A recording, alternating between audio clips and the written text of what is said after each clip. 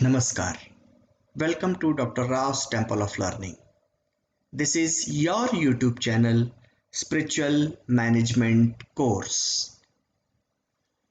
Today we are discussing part 3 of the small independent discourse entitled as Non-Human Intelligence, What the Spiritual Management Says.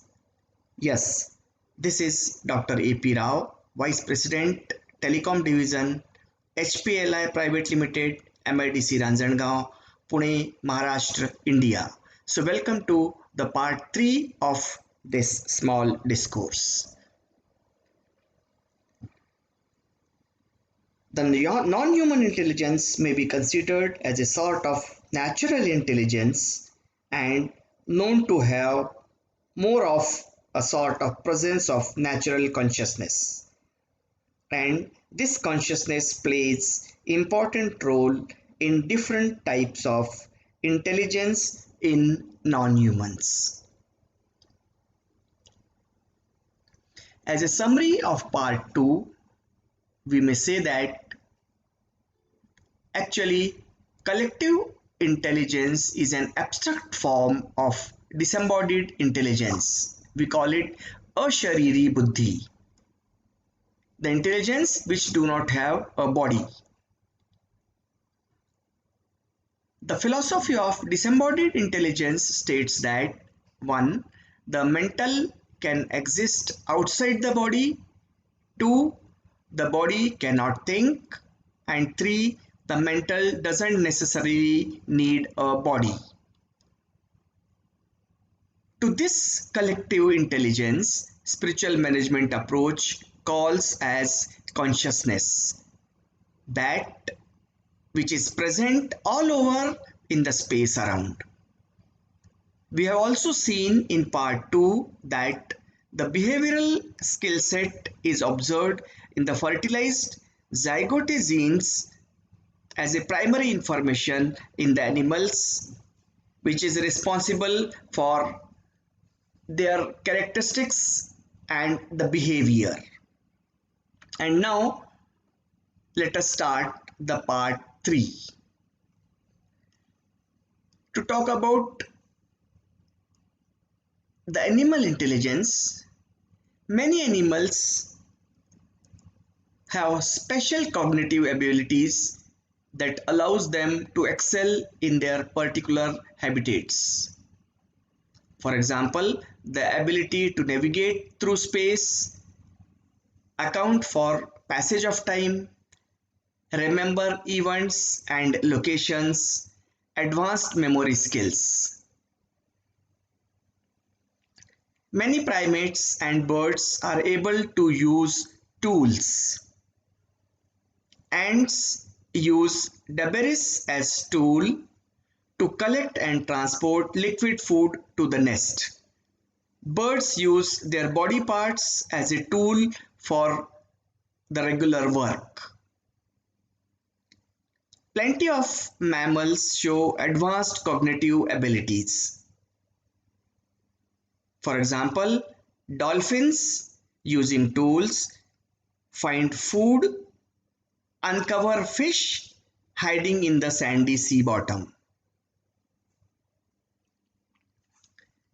Even tiny insects can solve seemingly complex problems by working together.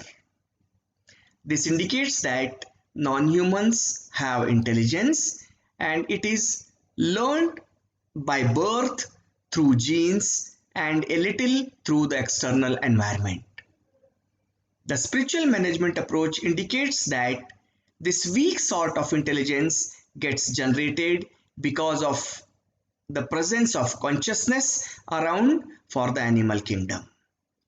So, spiritual management says that the consciousness is prime, without which no intelligence works. And until the animals are conscious, their intelligence works.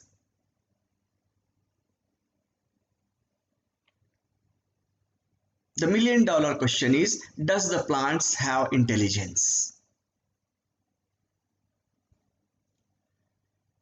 Despite an absence of a brain, plants are capable of certain levels of intelligence and intelligent behavior.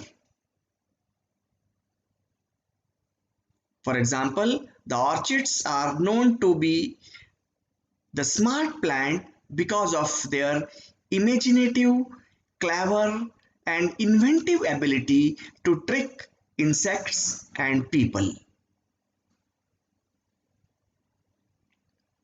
As per one research, plants keep time, count, and know themselves. So the scientific research is also saying the same as that of the spiritual management. Plants pick up signals from their surroundings, process that information, and convert it into solutions to enable them survive.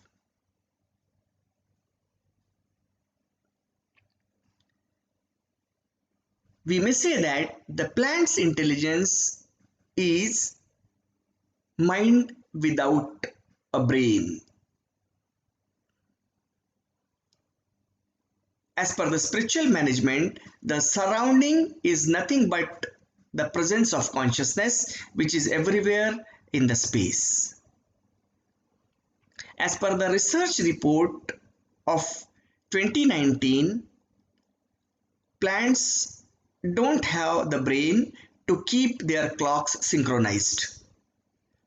But all the cells in the plant coordinate partly through something called local self-organization. A plant under a predatory attack emits volatile chemical cues, enabling its neighboring plants to adjust their defenses to better protect themselves. It is again a scientific finding.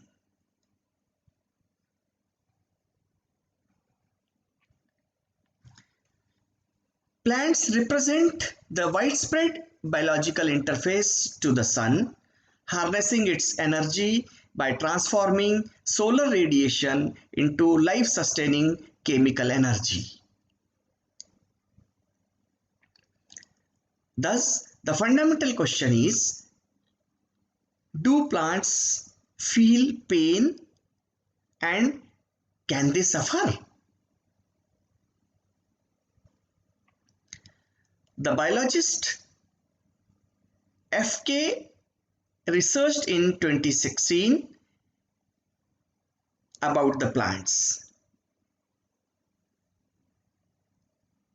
He says they form memories, means plants, send warnings, attack predators, and pick up on signals from their environment.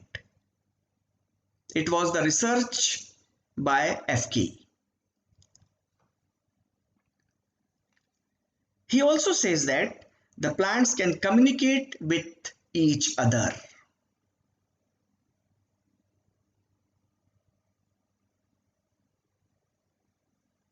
There are many parameters with respect to the plant intelligence. Plants can express a wide variety of intelligent behavior. The plants alter their behavior based on the past experience. Plants cry for help, ward off bugs, and save each other using molecular codes of volatile organic compounds.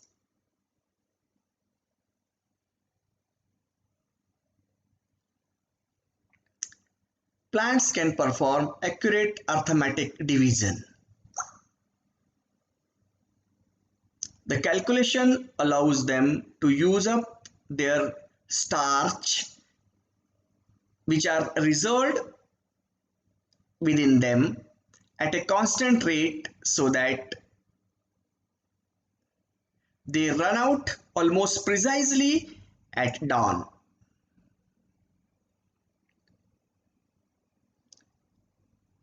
Flora may be able to detect the sounds of flowing water or munching insects. 2017 study conducted by the University of Western Australia found that plants have developed senses that allow them to detect and respond to sounds to find water. Plants are capable of detecting and responding to neighboring plants. Plants produce all kinds of chemical signals in response to their environment.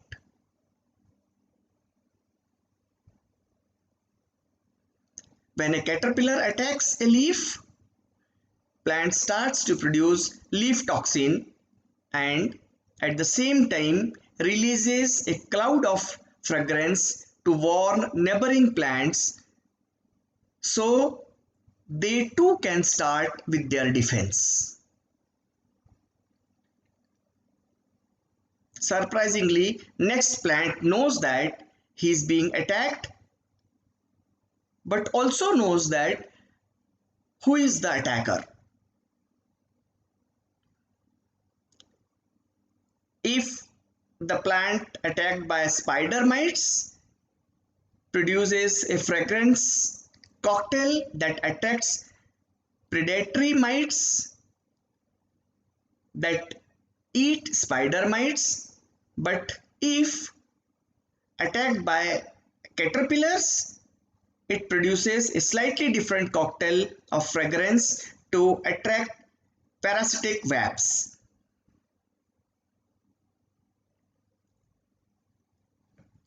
Still, do you say that the plants do not have intelligence?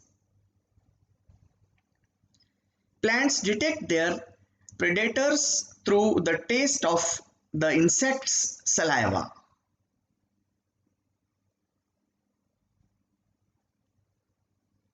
We can compare the animal intelligence and plant intelligence. To talk about this, we may say the four coordinates.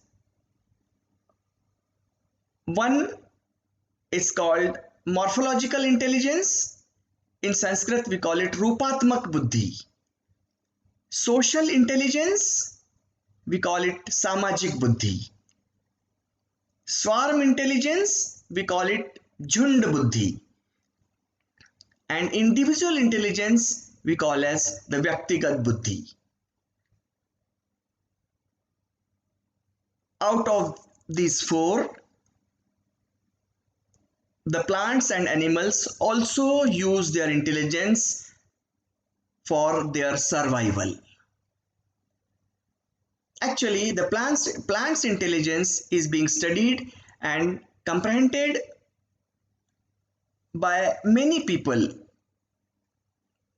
The references are shown on the slide, and probably 90% of plant biologists would reject any association of sentience with plants' life. But the spiritual management approach suggests that this is not true. The plants also has sentience. Indian mythological literature suggests non-violence, we call it ahimsa, to even the animals or insects, but even to the plants as well, because they know presence of consciousness in them since thousands of years. That is the beauty of spiritual management approach. Thank you very much for your patient hearing. So we have discussed plants' intelligence in this discourse and shall continue it in concluding part 4, where we shall discuss the sentient intelligence, that is Samvedanshil Buddhi, and non-sentient intelligence, that is Achetan Buddhi. So thank you for this discourse.